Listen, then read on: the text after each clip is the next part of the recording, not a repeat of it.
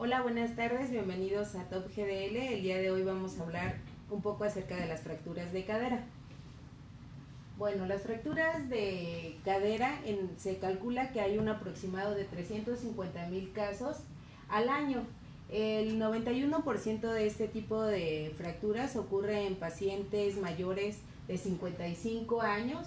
Se sabe por estadística que a partir para el 2040 este número de casos puede duplicarse y aproximadamente el 12-16% de estos pacientes que se fracturan mueren en el primer año posterior a la fractura. En los hospitales de tercer nivel está representando un gasto del 30% de los pacientes hospitalizados. Entonces, esta patología cada vez es más frecuente en nuestro país por el incremento en el número de adultos mayores, y es una de las principales fracturas que vamos a ver en este grupo etario. Bueno, por definición, ¿qué es una fractura? Pues va a ser la pérdida de la continuidad ósea del fémur proximal, y este va a abarcar hasta 5 centímetros por debajo del trocánter mayor. Hasta esta zona anatómica es lo que consideramos la cadera, y pues en base a esto vamos a tener factores de riesgo. En adultos mayores, como ya dijimos, pues es más frecuente en mujeres en una relación 3:1. Está relacionado a obesidad. Un déficit neurológico es importante, sobre todo en aquellos pacientes que tienen secuelas, por ejemplo, de EBC, que a esta edad es frecuente, en los cuales pueden o tienen la posibilidad de caídas frecuentes. Enfermedades metabólicas, por ejemplo, pacientes con un diagnóstico de diabetes mellitus ya de 10 años de evolución. Osteoporosis, aunque ahí entra, bueno, la osteoporosis es un plano en el cual no sabemos si la fractura es la causa de, si la caída, perdón, es la causa de la fractura, o existe una fractura por estrés y el paciente cae. El tabaquismo, tanto activo como pasivo, y tumores, puede ser secundaria a tumores malignos, y el sedentarismo son los factores.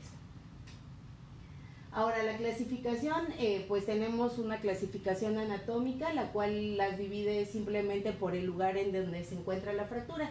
Las vamos a tener cervicales, las cuales pueden ser basicervicales, transcervicales o subcapitales. Las transtrocantérias o intertrocantérias, que vamos a ir hablando de cada una, y las subtrocantéricas, que estas son las menores, las encontramos en un 10 a 15% de incidencia, y sus dos picos más importantes en edad va a ser en masculinos, de los 20 a los 40 años, y mayores de 60 años. Radiológicamente, pues casi siempre es suficiente solamente con una radiografía simple de cadera. Puede ser, si queremos evaluar las dos, pues una AP de pelvis o una AP de cadera, y podemos pedir a veces la axial, y el 92% de estos pacientes se ve el diagnóstico en una radiografía. Sin embargo, existen pacientes en los cuales la fractura puede estar impactada, o existe una fractura no desplazada que radiológicamente no lo vemos, pero el paciente continúa con dolor. Entonces, en este grupo de pacientes, pues podemos pedir una resonancia magnética, en la cual en un T1 se diagnostican el 100% de este tipo de fracturas, y aquí está un ejemplo en la cual aparentemente no hay ningún trazo de fractura. Sin embargo, en la resonancia magnética pues ya se ve un trazo intertrocantéreo. Ahora, el manejo.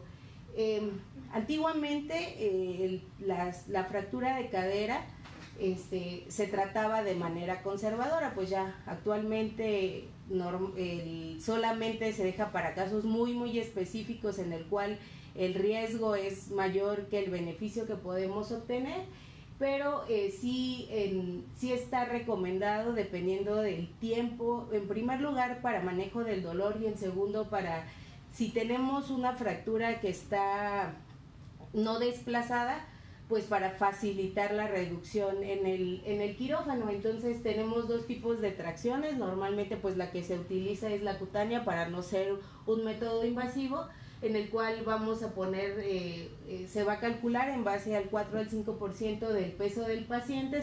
Ya existen las botas de tracción que se venden y se coloca la tracción. La desventaja que tenemos de este tipo de tratamiento inicial es que no todos los hospitales cuentan con el marco para tracción y a veces se ponen al ras de la cama y pues eso no sirve. A veces nos ayuda un poco con el dolor, pero como tal no está siendo un medio de fijación. La tracción esquelética, pues sabemos, es algo hasta cierto punto sencillo, pero sí implica una invasión para el paciente. Se pone, puede ser supracondílea o infratuberositaria, se requiere del marco ortopédico y esta se calcula en base al 10% del peso corporal. Bueno, ahora las fracturas intertrochanterias están reportadas más de 2,000 casos al año. La mortalidad registrada es de entre 15 al 20% y esta puede aumentar o disminuir teniendo en base varios factores. Uno de ellos es el tiempo de estancia intrahospitalaria. Se ha demostrado en múltiples artículos que entre más tiempo el paciente se encuentre hospitalizado, los factores o comórbidos o factores intrahospitalarios van a incrementar el riesgo de mortalidad y normalmente del 65 al 72% van a ocurrir en pacientes mayores de 70 años. Ahora, existen múltiples clasificaciones. Esta vez voy a hablar acerca de la de Boyd, el cual la va a dividir en diferentes tipos dependiendo el trazo de fractura. En el tipo 1, bueno, dice que se va a extender aquí como está, a lo largo de la línea intertrochanteria, desde el trocánter mayor al menor, tiene un buen pronóstico y representa el 25% de las fracturas. Entonces, por ejemplo, en este tipo de fracturas, cuando es un muy buen factor o un muy buen ayudante la tracción para que no se nos desplace y la reducción y fijación sea mucho más sencilla. La tipo 2, que va a ser con minuta, en el cual ya el trazo principal va a estar a lo largo de la línea intertrochanteria, pero van a existir múltiples fracturas corticales. La reducción ya es difícil y representa el 50% de las fracturas. La tipo 3, que básicamente va a ser subtrochanteria, va a pasar a través de la diáfisis proximal y inmediatamente distal a nivel del trocánter menor, tiene un mayor índice de complicaciones y representa menos del 10%. La tipo 4, bueno, ya va a ser, el trazo se va a extender a lo que es la diáfisis y requiere fijación en dos planos debido a su naturaleza espiroidea y que pues no tiene mecanismo de fijación. No es estable la fractura, más bien, no es que tenga mecanismo de fijación, no es estable y esto representa menos del 15%. Entonces, el tratamiento conservador, como mencionamos, ya está totalmente abandonado y solamente va a estar encaminado a pacientes en el cual el riesgo quirúrgico es muy alto y que a lo mejor los familiares no lo aceptan o el mismo paciente. La fijación ya está completamente indicada a fijaciones rígidas. ¿Para qué es esto? Como ya lo mencionamos, la tasa de mortalidad es alta, entonces en estos pacientes lo más importante es movilizarlos lo antes posible para no tener complicaciones vasculares o cardiopulmonares. Entonces, las opciones de fijación que tenemos, la siguiente, por favor. El objetivo va a ser una fijación estable y fuerte. No se recomienda, bueno, no es necesario una reducción anatómica, pero sí tratar de que los fragmentos estén en el mayor contacto posible. Y esto va encaminado a respetar el sistema trabecular de la cabeza femoral y las líneas de carga. Entonces, todos los diseños que han sido creados han sido en base a este principio. Todavía sigue uno de los principales sistemas de fijación más simples y que da buenos resultados cuando se emplea de manera adecuada, es el DHS, en el cual logramos una reducción, con una adecuada fijación. Si lo hacemos de manera correcta, el paciente puede estar caminando al segundo o tercer día, claro, dependiendo de las características óseas, y del trazo de fractura, pero aún así puede seguir siendo un buen método y pues hasta cierto punto pues económico para algunos pacientes. La otra es ya utilizar técnicas quirúrgicas como un Houston Diamond, que ya es realizar osteotomías, tratar de meter el fragmento óseo a nivel del canal y fijarlo con placas. Este tipo de tratamientos pues ya es más antiguo, hasta cierto punto más artesanal, pero en muchos hospitales que no se cuentan con los recursos, pues puede seguir siendo un método empleado. Ahora lo que más se utiliza pues es el uso de clavos trocantéricos, los cuales nos permiten una fijación dependiendo del tipo de fractura. Y existen múltiples modelos dependiendo de la casa comercial, pero pues es el principio sigue siendo el mismo, un tutor el cual nos va a permitir la reducción y fijación de la fractura.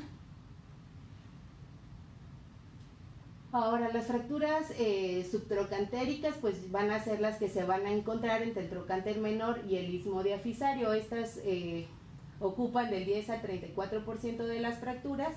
En adultos mayores son accidentes de baja energía, y en jóvenes, pues como todo este tipo de fracturas, van a estar relacionados a alta energía. Y normalmente cuando son de alta energía se van a encontrar relacionados a otro tipo de lesión. La tasa de mortalidad a un año es de 8.3 hasta el 20.9%. Bueno, las metas van a ser, aquí lo que tenemos que hacer es tratar de recuperar la angulación de la cabeza y junto con el fémur, y pues como lo había comentado, aquí ya se pierde todo lo que es la capacidad por el trazo de fractura, se pierde todo lo que es la cortical medial y la cortical posterior. Entonces ya no podemos utilizar el DHS.